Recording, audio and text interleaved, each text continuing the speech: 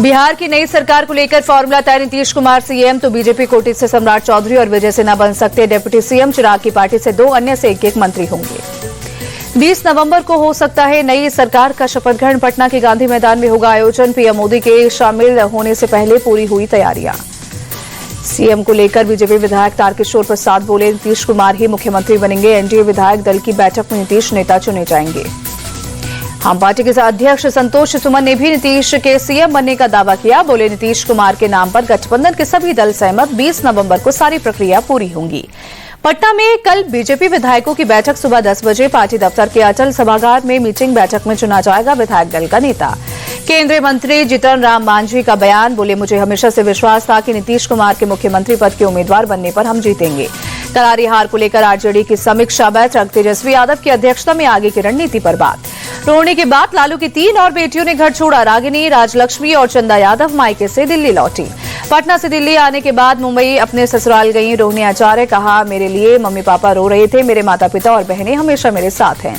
रोहिणी आचार्य ने दिल्ली में फिर लगाया चप्पल चलाए जाने का आरोप। कहा, क्या सारा बलिदान बेटी ही दे और जब बेटी कोई सवाल पूछे तो उसे ससुराल जाने को कहा जाए। रोहिणी का तेजस्वी यादव पर बड़ा हमला। चप्पल कांड को लेकर बोली, तेजस्वी की पत्नी रेचल से पूछिए चप्पल किसने चलाई और किसके शय पर ये सब कुछ हुआ। संजय और रमेश से पूछो। रोहिणी बोली, चप्पल कांड के वक्त मेरे माता पिता भी रो रहे थे। सारा बलिदान बेटी ही क्यों दे, बेटे से भी सवाल हो। परिवार से अलग होने पर बोली, मैं माता पिता के साथ हूं। पिता लालू यादव से हर समय मेरी बात हो रही है, सिर्फ भाई से अलग हुई हूं। बहन रोहिणी आचार्य के आरोपों के बाद भड़के तेज प्रताप। कहा, बहन का अपमान बर्दाश्त नहीं करेंगे। चंद चेहरों ने तेजस्वी की बुद्धि पर पर्दा डाल दिया है। तेज प्रताप ने सोशल मीडिया पर पोस्ट शेयर किया। लिखा, पिताजी सिर्फ एक इशारा करें, इन चंदों को जमीन में गाड़ देंगे। रोहिणी आचार्य के आरोप पर राबड़ी देवी के भाई साधु यादव ने तेजस्वी को घेरा। कहा, जो बाहरी व्यक्ति से बहन का अपमान करवा सकता है वो कुछ भी करवा सकता है। रोहिणी आचार्य के बाद अब आरजेडी के बागी नेता रितु जायसवाल ने तेजस्वी के करीबी संजय यादव पर बोला हमला। कहा, खुद को चाणक्य समझने में गवाई जीती हुई सीटें। रोहिणी आचार्य को लेकर बीजेपी प्रदेश अध्यक्ष दिलीप जायसवाल बोले, रोहिणी ने किडनी देकर लालू की जान बचाई, उसके साथ ऐसा व्यवहार ठीक नहीं। लालू परिवार को लेकर गिरिराज सिंह बोले, पीएम ने पहले ही कहा था कि चुनाव के बाद लालू परिवार बिखर जाएगा। लोकतंत्र में परिवारवाद खत्म होने का समय आ गया है। रोहिणी के घर छोड़ने पर जीतन राम मांझी का बयान। बोले, रोहिणी और दूसरी बहनों का घर छोड़ना दुखद। तेजस्वी ने ऐसा क्यों किया, ये जांच का विषय। घटनास्थल पर राहत बचाव का काम जारी। हादसे पर तेलंगाना सीएम रेवंत रेड्डी ने दुख जताया। हैदराबाद से सांसद ओवैसी ने भी संवेदनाएं व्यक्त की। सीएम रेवंत रेड्डी ने मुख्य सचिव को हादसे की विस्तृत जानकारी जुटाने के निर्देश दिए। विदेश मंत्रालय और सऊदी स्थित दूतावास से भी संपर्क साधने का आदेश दिया। ओवैसी ने विदेश मंत्री एस जयशंकर से शवों को वापस जल्द से जल्द भारत लाने की अपील की। घायलों को उचित इलाज उपलब्ध कराने का भी अनुरोध। सऊदी बस हादसे के बाद जेद्दा स्थित भारतीय दूतावास ने कंट्रोल रूम स्थापित किया। हेल्पलाइन नंबर भी जारी किया। विदेश मंत्री एस जयशंकर ने सऊदी बस हादसे पर दुख जताया। रियाद स्थित दूतावास को दुर्घटना से प्रभावित भारतीय नागरिक और उनके परिवार को सहायता पहुंचाने के निर्देश दिए। सऊदी बस हादसे पर प्रधानमंत्री मोदी ने दुख जताया। मृतकों के परिजनों के प्रति संवेदनाएं व्यक्त की। घायलों के जल्द ठीक होने की प्रार्थना की। आर्मी चीफ बोले, आतंक को बढ़ावा देने वालों को करारा जवाब देंगे। पानी और खून एक साथ नहीं चल सकता। जनरल द्विवेदी बोले, अगर आप ब्लैकमेल करेंगे तो हम शांत नहीं बैठेंगे। 7 मई को हुए ऑपरेशन सिंदूर पर सेना प्रमुख ने कहा, मूवी शुरू भी नहीं हुई थी कि हमने पाक को 88 घंटों में ही समझा दिया था।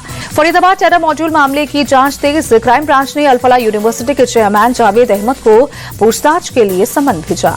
दिल्ली कार ब्लास्ट मामले में कानपुर का जीएसवीएम मेडिकल कॉलेज फिर चर्चा में। मेडिकल कॉलेज के डॉक्टर्स पर जांच एजेंसी की नजर। कानपुर मेडिकल कॉलेज से 7 और डॉक्टर लापता। टेरर मॉड्यूल में सुरक्षा एजेंसियां कर रही है तलाश। अल-फलाह यूनिवर्सिटी पर बुलडोजर एक्शन की तैयारी। जांच के बाद गिराया जा सकता है अवैध निर्माण। सूत्रों के अनुसार सरकारी और ग्रामीण रास्तों पर यूनिवर्सिटी का कब्जा। दिल्ली ब्लास्ट मामले में एजेंसी की जांच तेज। सूत्रों के मुताबिक पिछले साल से एक सुसाइड बॉम्बर ढूंढ रहा था उमर पर सुसाइड बॉम्बर तैयार करने की जिम्मेदारी थी। जसीर उर्फ दानिश को सुसाइड बॉम्बर बनाना चाहता था। उमर दानिश को अल-फलाह यूनिवर्सिटी के पास कमरे में रखा था।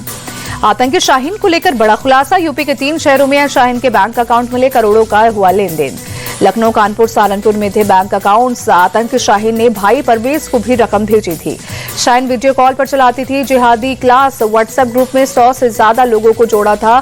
कट्टरता का पाठ पढ़ाते थे। शाहीन और भाई परवेज से युवाओं को आतंकी बनाने के लिए करते थे भड़काऊ बयानबाजी। जैश के आतंकियों से मिले थे आतंकी उमर और मुजम्मिल। तुर्की में जैश के आतंकियों से हुई थी मुलाकात। आतंकियों से मुलाकात के बाद जुटाया था विस्फोटक। शामली पहुंचे कांग्रेस प्रदेश अध्यक्ष अजय राय। दिल्ली विस्फोट में जान गंवाने वाले नौमान अंसारी के परिवार से मुलाकात की। अजय राय ने सरकार से की मांग, कहा पीड़ित परिवार को 1 करोड़ रुपए की सहायता के साथ एक सरकारी नौकरी भी दी जाए। केरल के सबरीमाला मंदिर से सोना चोरी के मामले में एसआईटी की जांच तेज, मंदिर से कलेक्ट किया सैंपल। फरीदाबाद में उत्तर क्षेत्रीय परिषद की 32वीं बैठक का आयोजन। दिल्ली धमाके में जान गंवाने वालों की याद में मौन रखा, गृह मंत्री अमित शाह ने की अध्यक्षता। रक्षा मंत्री राजनाथ सिंह ने स्पेशल इंटेंसिव रिवीजन फॉर्म भरा, मतदाता पुनरीक्षण प्रक्रिया में हुए शामिल। लखनऊ में 39 लाख वोटर्स की एसआईआर प्रक्रिया होनी है। राजस्थान के बीकानेर में भारत और ब्रिटेन की ज्वाइंट मिलिट्री एक्सरसाइज, 200 से ज्यादा जवानों ने हिस्सा लिया। गुजरात के गांधीनगर में अतिक्रमण के खिलाफ बुलडोजर एक्शन, सरकारी जमीन पर बनी अवैध दरगाह को किया ध्वस्त। बाला साहेब ठाकरे की पुण्यतिथि आज, मुंबई में स्मृति स्थल पहुंचे उद्धव और राज ठाकरे, बाला साहेब को दी श्रद्धांजलि।